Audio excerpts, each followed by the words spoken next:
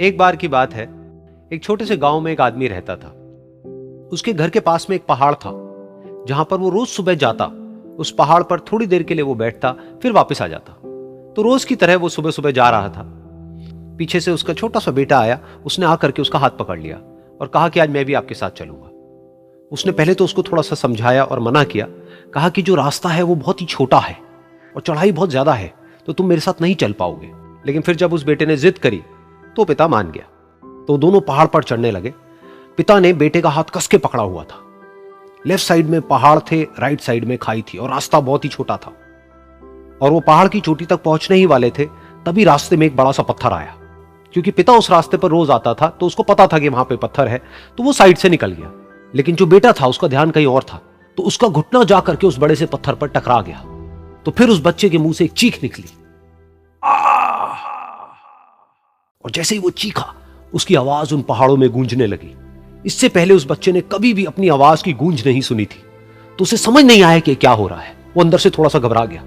उसे लगा कि शायद कहीं कोई है जो छुप करके उसको देख रहा है और उसका मजाक उड़ा रहा है। फिर उस बच्चे ने बोला, कौन हो तुम? कौन हो तुम? तो जब उस बच्चे ने इस गूंज को सुना, उसे गुस्सा आ गया।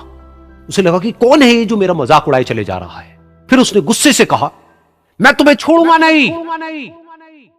और फिर जैसे ही उसने इस गूंज को सुना, वो घबरा गया। उसके पिता समझ गए थे कि क्या हो रहा है। उसने अपने पिता का हाथ कस के पकड़ लिया और उनसे पूछा, कौन है ये जो मुझे इतना तंग कर रहा है? कौन है ये जो मुझे इतना डरा रहा है?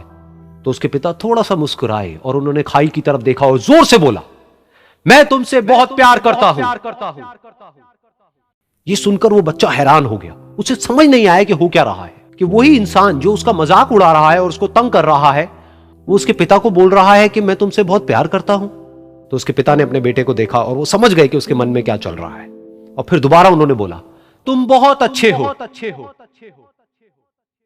और ये सुनकर उनका बेटा भी थोड़ा सा मुस्कुराया और पूछा अपने पिता से कि ये क्या हो रहा है। और फिर उसके पिता ने अपने बेटे को समझाया, ये जो आवाज तुम सुन रहे हो ना, ये किसी और की नहीं है, ये तुम्हारी ही आवाज है जो कि पहाड़ों में गूंज रही है। और तुम्हें अपनी ही आवाज सुनाई दे रही है। जैसा तुम बोलते हो ठीक वैसा ही तुम्हें सुनाई देता है।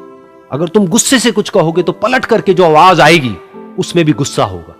लेकिन अगर तुम कुछ अच्छा कहोगे तो वो आवाज भी अच्छी होगी। बिल्कुल इसी तरह से हमारी जिंदगी में भी होता है। जैसा तुम अपने मन में इस जिंदगी के बारे में सोचते हो, ये जिंदगी तुम्हारे लिए बिल्कुल वैसी ही हो जाती है। अगर तुम मन ही मन अपने आप को ये बोलते रहोगे कि मेरी जिंदगी तो बहुत ही बुरी है, तो तुम्हारी जिंदगी सच में बुरी हो जाएगी। और अगर तुम अपनी जिंदगी से प्यार करोगे तो तुम्हारी जिंदगी भी तुमसे प्यार करेगी। ये बात उस बच्चे के दिमाग में घर कर गई और फिर वो दोनों उस पहाड़ की चोटी पर गए। लेकिन बच्चे के दिमाग में यही बात घूम रही थी।